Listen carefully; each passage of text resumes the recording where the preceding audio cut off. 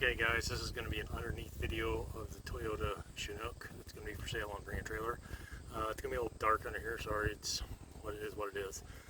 So the front axle is completely taken out, rebuilt.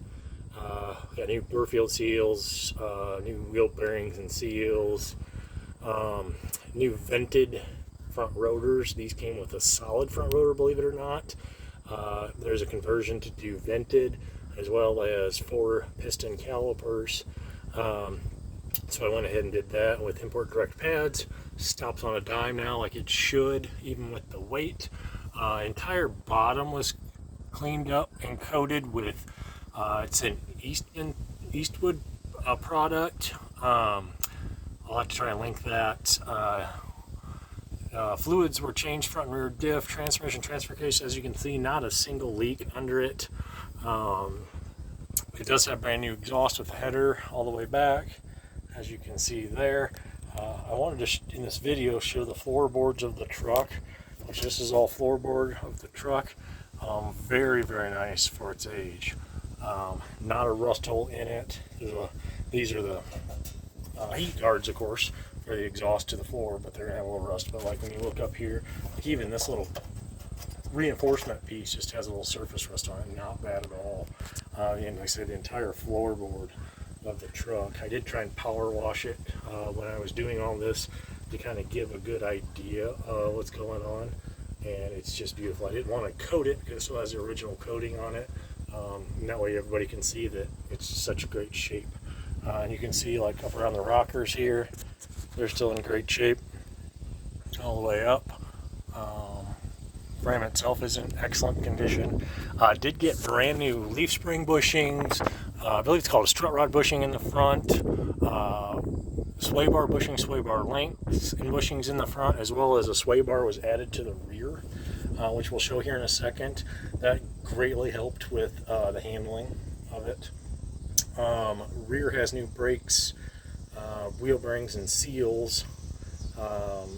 New pinion seal, of course, new fluid in the rear. Brake lines are in excellent condition. Steel fuel lines are in excellent condition. I did pull the tank.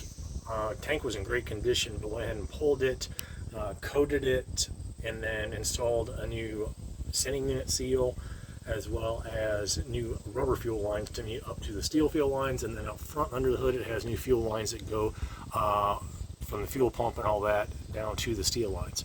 Again, the brake lines are in excellent condition. The brake hoses are in excellent condition. They'd have been replaced at one time. Back here, you'll see, obviously, the shocks there. We did undercoat the entire part of the camper.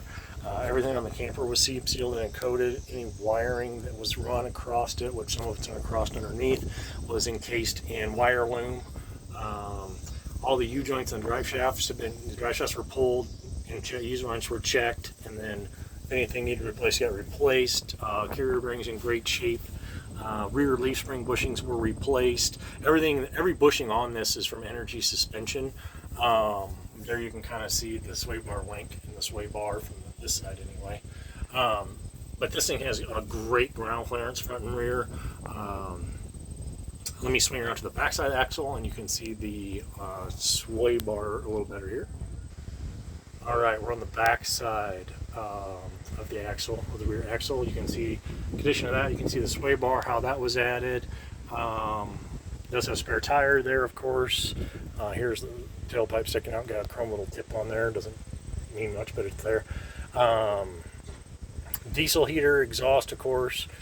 Everything. The diesel heater was pulled. I rebuilt it, which basically is just gaskets, glow plug, and cleaning it out. And then put it back together. It does have, when I got this, it had some really wonky ways of attaching the camper to the truck. So I went ahead and added a steel subframe all the way across, and all the attachment points, and put Energy Suspension bushings in it. So you'll see that. If you look back at the old pictures of when I bought it, it had some weird wood thing. This here, obviously, in the rear was added as well with Energy Suspension bushings to get rid of a wood board that was back here. This have a kind of a makeshift little 2-inch receiver hitch. I don't know that I would tow much with it, but it's fairly solid. It's welded really hard. I welded it on, welded it to this, and then definitely was going to use it for e-bikes and an e-bike rack, and that'll work really well for that. Looking up, obviously you can see how much work was done to the underside of it. I mean, it was just, everything was stripped out of it, cleaned, coated, sealed, and everything put back in it. Everything's been gone through in it. E-brake works great, drives down the road great, doesn't leak a drop out of anything. Let me swing around to the passenger side and we'll look underneath. Okay, we're on the passenger side. Again, looking up at the bottom of the truck floor. It's in excellent condition.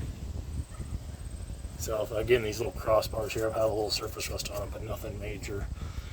Frame's in great shape, no cracks, no re-welds, anything like that. Body bushings are great. Like I said, the rocker panels are solid. These were put on because I mentioned in a previous video, one side had a stainless trim on it, the other side was missing, and I just couldn't find it. I searched every junkyard, every Toyota house, everywhere I could find, eBay, you name it, and I just couldn't find one. So I went ahead and took that off. I do have it, it'll come with the truck, and added these here. These can come off 10 minutes and they'll be off. Again, you can see no leaks, no drips, everything's bone dry. Little rig runs, drives excellent. Like I said, I had the gas tank out. It was like brand new because it had been replaced at one time. It does have new filler neck hose, as well as vent hose and everything to the filler neck when I put that fuel tank back in, as well as new steel lines above, which you'll see, or excuse me, new rubber lines above with fuel filter right there. And the sending unit was resealed, of course. All in all, excellent shape underneath. No real regrets or no real disappointments underneath. It looks really nice for its age. And that is the underside of it.